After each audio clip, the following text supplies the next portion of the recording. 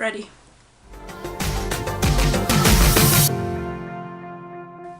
Hi everyone! Welcome to my weight loss vlog number 6. Today I want to show you my weigh-in from this morning, and I also want to talk about the diet that I'm planning to do, or rather what I'm going to be eating. So let's go!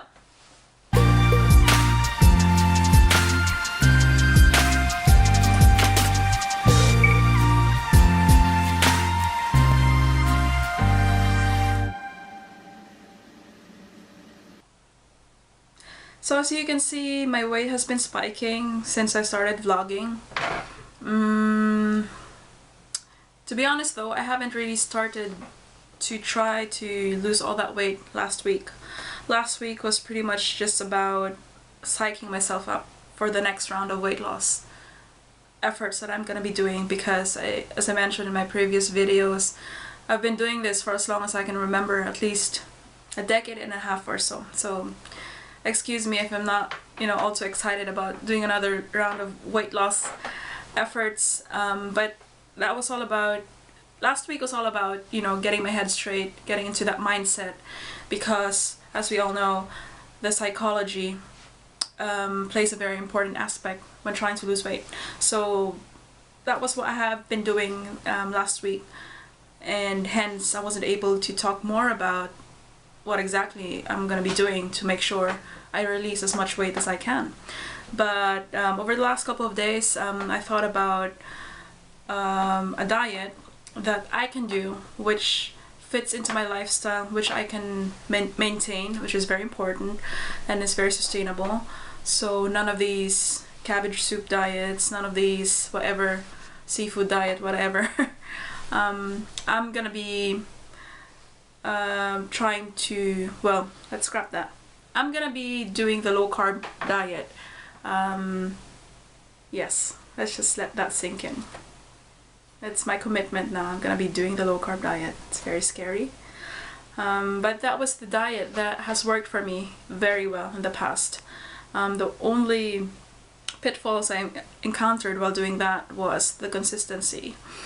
So I'm hoping that this time around, I can be held accountable for making sure I stick to my diet. Not necessarily just ban cakes forever or ice cream. No, no, please, no. And rice and pasta, because those are like, I love them. I love eating them. But my main diet should not really consist of those things. So let's focus more on the healthy stuff. And, I'll be treating myself to a donut every now and then, or to Ben & Jerry's. Love it. Once or twice a month, maybe weekly, we'll see. But the thing is, I mentioned this previously as well, my cheat days turn into cheat weeks, so I'll have to be very careful with that. Trying not to get carried away with the cheat days. So I might build in some cheat days. I'll see how I feel. But for now, I'm gonna be doing the low carb diet. And so just a general background or general overview of what the low carb diet is. Pretty much what it says on the tin. It is focusing on eating foods that have a very low carbohydrate content, because what it does to your body is, I think, let's go back to the basics. So your body is like a machine, it's like a car that needs to run on petrol or gasoline. That petrol or that gasoline for the body is the sugar. And it is very important to have sugar in your body, so it can be used as fuel. But what happens is, when you consume too much sugar, the body can only take as much sugar. There's a limit to how much sugar your body can process and take.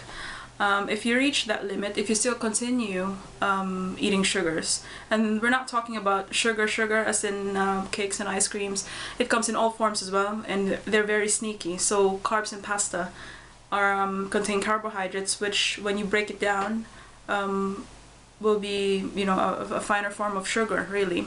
So anyway, what your body does is, as soon as it hits that limit of the amount of sugar that your body can process, everything else, all the other sugar that you've consumed, will be turned into fat. So that's the I guess the gist of it, the non-technical overview of the low-carb diet. And what you're doing then is trying to maintain that balance, or trying to not hit that limit of the amount of sugars that you can allow into your body, so that you can train your body to use your fat reserves as fuel instead. Because the body definitely can use fat as a fuel, except, you know, the body is a very efficient machine. It does not, you know, it will only it tries to be as efficient as possible. And for the body to process fat to use as a source of fuel will take more effort than just processing sugar straight away. So it's like, you know, should I take the bike? Should I go cycling for the next 2 months, or should I just walk? It's easier for me to go cycling. It just gets me there quicker. So that's the same kind of like principle with the body.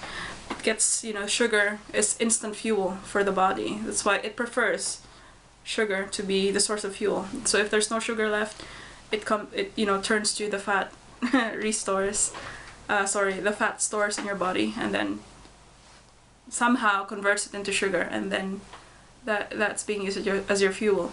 So while being on that low carb diet, I'm expecting to be using more of my fat stores as the fuel source instead of the traditional carbohydrates. So yeah, we'll see how that goes. I haven't done any meal plan yet for this week, but I'm already trying to eat consciously, so staying away from the usual suspects, you know, pastas and potatoes and all that. So I'll let you know how it goes. But for now, that's the plan, and we'll carry on doing the weigh-ins every day.